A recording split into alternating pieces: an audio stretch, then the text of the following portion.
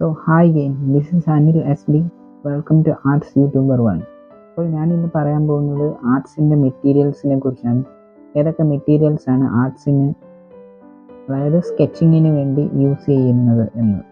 അപ്പോൾ വീഡിയോയിലേക്ക് കടക്കുന്നതിന് മുമ്പ് സ്കെച്ചിങ്ങിൻ്റെ കുറച്ച് പ്രാധാന്യത്തെക്കുറിച്ചും കൂടെ ഞാൻ പറയാം. സ്കെച്ച് ചെയ്യുന്നത് എന്ന് പറഞ്ഞാൽ നമ്മൾ ഏതൊരു പ്രമുഖരായിട്ടുള്ള ചിത്രകാരന്മാരെ എടുത്ത് നോക്കിയാലും അവർ ധാരാളം സ്കെച്ചസ് ചെയ്യാറുണ്ടായിരുന്നു. അത് വിൻസെൻ്റ് വാൻ ഗോഗ് ആകട്ടെ, അഥവാ ലിയനാർഡോ ഡാവിഞ്ചി ആകട്ടെ, അല്ലെങ്കിൽ ഏതൊരു പ്രമുഖരായിട്ടുള്ള ചിത്രകാരന്മാരെ നോക്കിയാലും അവർ ഒത്തിരിയേറെ സ്കെച്ചസ് ചെയ്യാറുണ്ടായിരുന്നു. അപ്പോൾ സ്കെച്ചസ് ചെയ്യുന്നത് എന്ന് പറഞ്ഞാൽ രണ്ട് ഗുണങ്ങളാണ് സ്കെച്ചസിലൂടെ ഉണ്ടാകുന്നത്. ഒന്ന്, നമ്മുടെ മെമ്മറി ഡ്രോയിങ്ങിൻ്റെ സ്കില്ല് ഡെവലപ്പ് ആവുകയും അതുപോലെ തന്നെ രണ്ടാമത് നമ്മുടെ ഡ്രോയിങ് ചെയ്യാനുള്ള സ്കില്ല്, ആ കോൺഫിഡൻസ് വർദ്ധിക്കുകയും ചെയ്യും. അപ്പോൾ ഞാൻ പറയുന്നത് ധാരാളം നമ്മൾ സ്കെച്ചസ് ചെയ്യണമെന്നാണ്. സോ നമുക്ക് വീഡിയോയിലേക്ക് കടക്കാം. സോ നമുക്ക് വേണ്ട കാര്യത്തിൻ്റെ ഏറ്റവും ആദ്യമായിട്ടുള്ളതെന്ന് പറഞ്ഞാൽ സ്കെച്ച് ബുക്സ് ആണ്. സ്കെച്ച് ബുക്സ് എന്ന് വെച്ചാൽ നമുക്ക് സാധാരണ സ്കെച്ചസ് ചെയ്യുന്നതിന് പലരും ആണെങ്കിൽ ചിന്തിക്കാറുണ്ട് സ്കെച്ച് ബുക്ക് എന്തിനാണ് ആവശ്യമെന്ന്. അപ്പോൾ അവരുടെ ഒരു സംശയം എന്ന് വെച്ച് കഴിഞ്ഞാൽ സാധാരണ നോട്ട്ബുക്ക് ആയാലും മതിയോ എന്ന് ചിന്തിക്കും. പക്ഷേ സാധാരണ ഒരു നോട്ട്ബുക്ക് ആയാലും നമുക്ക് സ്കെച്ച് ചെയ്യാം. പക്ഷേ അതിൻ്റെ ആ പേപ്പർ ഉണ്ടല്ലോ, അതിൻ്റെ പേപ്പറിൻ്റെ GSM കൂടുതൽ സ്കെച്ച് ബുക്കിനായിരിക്കും. സാധാരണ ഒരു നോട്ട്ബുക്കിൻ്റെ പേപ്പറിന് വെച്ചാൽ അത് അത്ര മാത്രമേ അതിൻ്റെ എഴുതാനുള്ള കനവേ കാണത്തുള്ളൂ. അതേസമയം സ്കെച്ച് ബുക്കിൻ്റെ കനവെന്ന് വെച്ചാൽ കൂടുതലായിരിക്കും. അപ്പോൾ നമ്മൾ എവിടെയെങ്കിലും ട്രാവൽ ചെയ്യുമ്പോഴാണെങ്കിൽ ഇതുപോലെയുള്ള ചെറിയ സ്കെച്ച് ബുക്സ് കൊണ്ടുപോകുന്നതായിരിക്കും. അവിടെ നമ്മൾ കാണുന്ന കാഴ്ചകൾ നമ്മൾ ഇതുപോലെയുള്ള ചെറിയ സ്കെച്ച് ബുക്സിനകത്ത് നമ്മൾ പകർത്തി അങ്ങനെ ക്യാരി ചെയ്തുകൊണ്ട് കൊണ്ടുപോകാനുള്ള സ്കെച്ച് ബുക്സ് ഉണ്ട്. പിന്നെ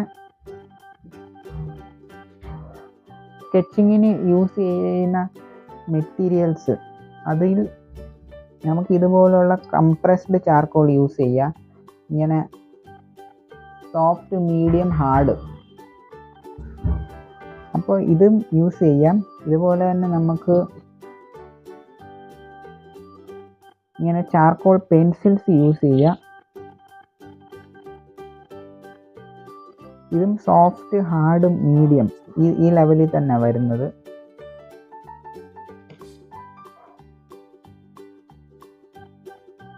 അതുപോലെ തന്നെ നമുക്ക് ഗ്രാഫൈഡ് പെൻസിൽസ് യൂസ് ചെയ്യാം.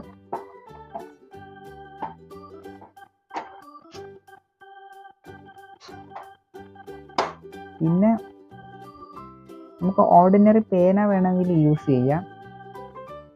അതുപോലെ തന്നെ വില്ലോ ചാർക്കോൾസ് യൂസ് ചെയ്യാം.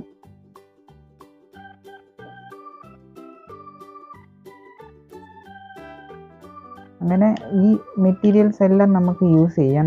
നമ്മുടെ പർപ്പസ് എന്ന് പറഞ്ഞാൽ നമ്മൾ ആ കാണുന്ന കാഴ്ച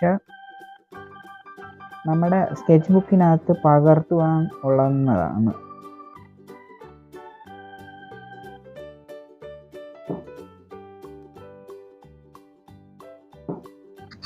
സോ ഞാൻ പേന ഉപയോഗിച്ച് ഒരു സ്കെച്ച് ചെയ്യുവാണ്. അതിനുവേണ്ടി ഞാനൊരു റെഫറൻസ് നേരത്തെ എടുത്തിരുന്നു. അത് നിങ്ങളാണെങ്കിൽ ഇങ്ങനെ സ്കെച്ച് ചെയ്ത് പഠിക്കുമ്പോഴാണെങ്കിൽ ആദ്യമേ ചെയ്യേണ്ടതെന്ന് വെച്ചാൽ ഒരു വീട്ടിലെന്തെങ്കിലും ഉപകരണം നോക്കി വരയ്ക്കുക. അതും അല്ലെങ്കിൽ ഞാനിപ്പോൾ എടുത്തേക്കുന്ന പോലെ ഒരു റെഫറൻസ് ഫോട്ടോ അത് എടുക്കുക.